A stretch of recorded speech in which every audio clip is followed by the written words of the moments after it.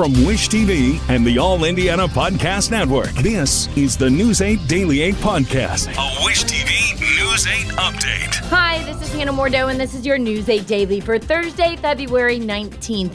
We have nice temperatures outside yet again. The problem is that these warm temps are creating the perfect mix for severe weather later today.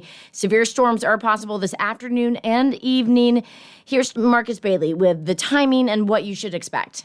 All eyes are going to be later this afternoon for the potential of some pretty nasty storms. So let's kind of guide you through everything here. Let's start with Storm Tracker. We still have some active warnings. You've seen those crawling at the bottom of your screen. Up north, again, mainly a hail concern.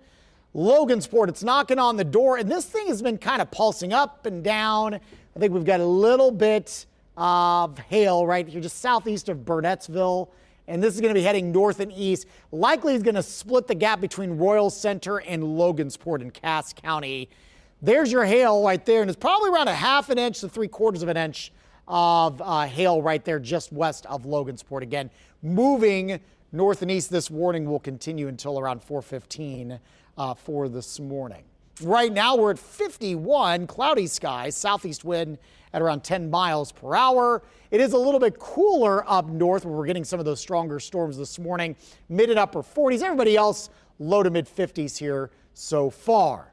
What we are monitoring, it is a level 2 out of 5 risk for severe storms. We haven't really seen much of a change since the update yesterday afternoon. It includes all of central and southern Indiana, northern Indiana, level 1 out of 5 risk. All modes of severe weather are in play. Damaging winds, large hail, and even some isolated tornadoes. We are thinking as we put Futurecast into motion here. Again, you see some of these storms up north through mid-morning. I think our main event will happen around after 2 o'clock this afternoon. And there you see by 3, 4, 5 o'clock, this would be our severe weather event. And likely doesn't wind down until around 8 or 9 o'clock this evening. So be on alert anytime from mid-afternoon to mid-evening. Meanwhile, we're near record high temperatures again for today. 67 later today. That would be too shy of the record set back in 1930. We could find out today the exact charges prosecutors plan to file against the man investigators say killed Beech Grove police officer Brian Elliott. Right now, Kenneth Johnson is in jail on preliminary charges of murder and attempted murder.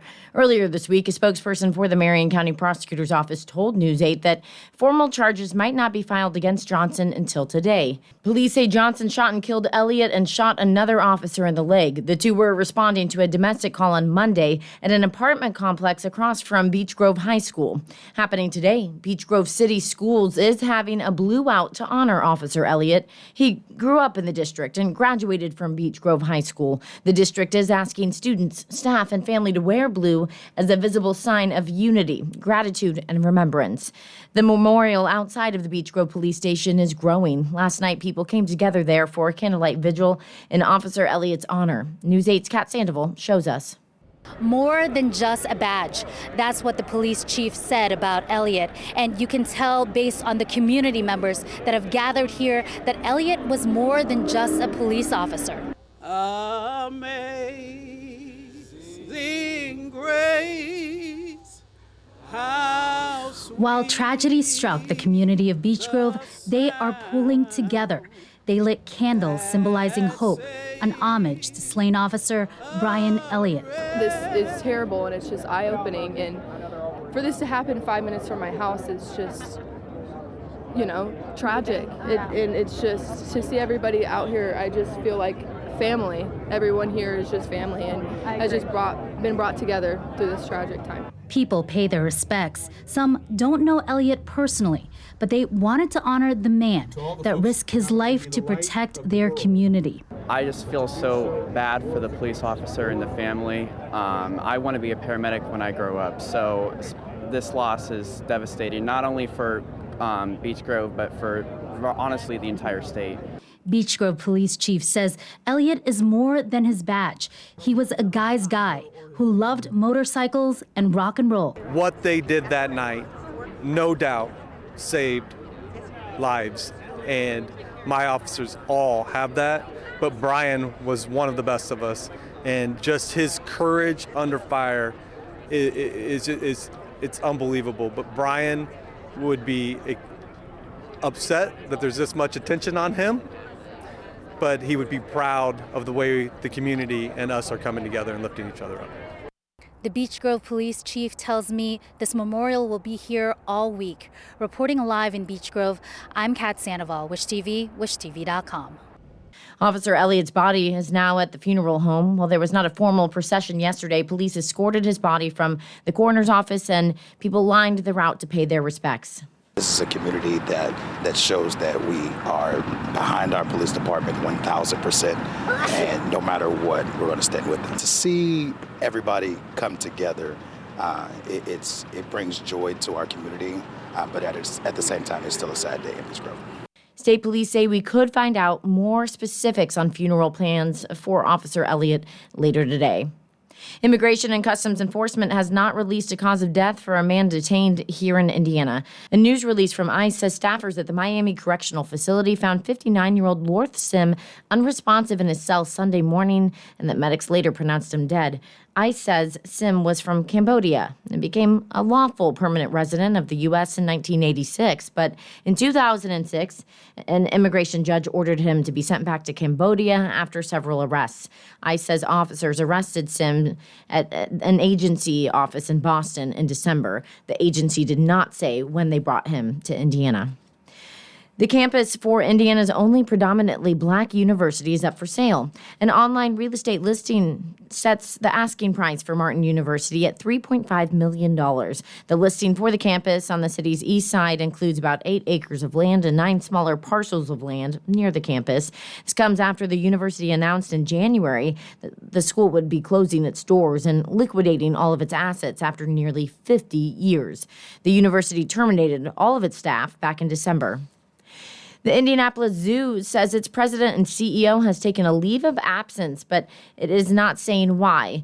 In a statement to News 8, the zoo says it's unable to share more about Robert Shoemaker, but says the zoo's operations will not be interrupted. Shoemaker has been president of the zoo since 2020, and his name is still listed under zoo leadership on the website. You may recall a chimpanzee bit Shoemaker's finger almost 1 year ago, while the zoo says he was feeding the animal through a mesh barrier. The zoo says its board also promoted Senior VP John Gullion to Chief Operating Officer, but did not say if it is connected to Shoemaker's absence.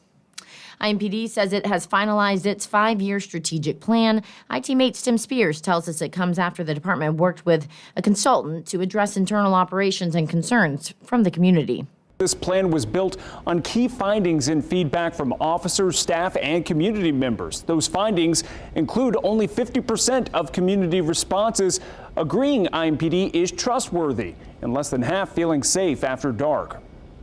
We can't do it alone. Public safety is something that's going to take all of us to achieve. IMPD Police Chief Tanya Terry hopes this 5-year strategic plan can be a roadmap to a safer Indianapolis. Our number one priority remains reducing violent crime. The strategic plan operates under 3 key priorities: supporting employee health and professional development, enhancing safety by building community trust, and infrastructure investment. Practically speaking, the plan's commitment for staff looks to establish new recruitment and retention practices, along with comprehensive wellness and mental health resources and leadership development. To build community trust, IMPD's plan is to increase visibility and accessibility, strengthen community partnerships and communication, and even modernize the way it responds to calls for service. Maintaining trust and legitimacy within our community and accountability and transparency is woven throughout our strategic plan. The plan itself, developed with responses from more than 2,800 community members. So I could see that he listening to me. If they listen to me, that's listening to my whole community as a whole. The department will launch a series of reviews to see where it can make investments. That includes a facilities assessment and 10-year building plan, comprehensive review of hiring practices, and review of crime reduction strategies. It's why Chief Terry says the plan is not a finish line, but a starting point. Progress will not always be easy or linear, but it will be intentional. To keep the department on track, IMPD has created a new position within its executive team. The Director of Strategic Initiatives Sole focus will be making sure this 5-year plan is followed. Tim Spears for Wish TV and WishTV.com. President Trump and diplomats from more than 24 other countries are set to meet today as the first official meeting of the Board of Peace. Trump created the board as part of a ceasefire plan between Israel and Hamas. Most European countries, though, have refused to be a part of the group, saying that Trump and Israel are excluding Palestinians from helping to rebuild Gaza and shape their future. Trump says board members have pledged $5 billion for reconstruction. Meta CEO Mark Zuckerberg testified in a social media lawsuit yesterday. The trial could affect hundreds of other cases involving families who say their own children have been harmed or even died because of social media. Reed Binion reports. Mark Zuckerberg walked in the front door of the Los Angeles Superior Courthouse Wednesday morning and walked out the back door that afternoon. In the intervening hours, the Meta CEO took the stand in a landmark trial. Zuckerberg testified before a jury for the first time ever about accusations that social media, including Instagram, is harmful to children's mental health. A 20-year-old woman identified only as Kaylee accuses Meta and YouTube of designing addictive features that hooked her as a small child, causing anxiety, depression, and body dysmorphia.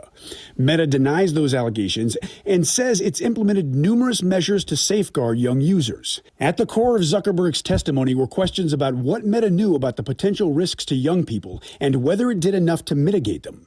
Before Wednesday's proceedings began, nearly a dozen parents who say their children were harmed gathered and joined hands outside the courthouse. After Zuckerberg's testimony, parents spoke to the press. Some expressed frustration. I don't have any satisfaction. It's very similar to what happened in Congress 2 years ago when he swore under oath.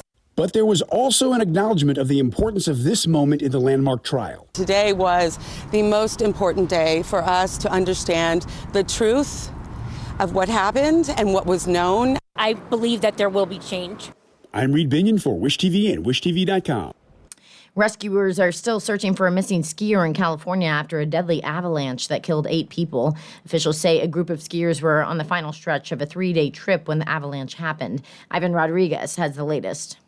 A tragic turn in the search for 9 missing skiers. 8 of the 9 additional skiers have been located deceased. We are still looking for one of the members at this time.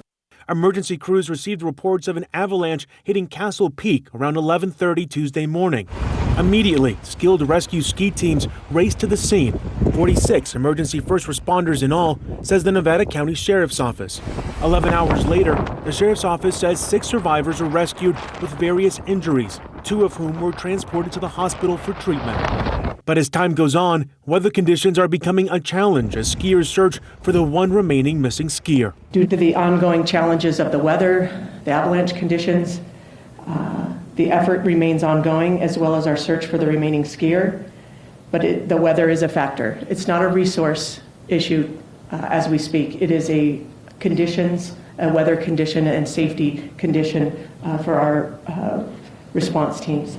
Even as snowfall tapers Wednesday, lingering showers and deep existing snow will keep travel difficult and terrain unstable around the Tahoe Basin and higher elevation.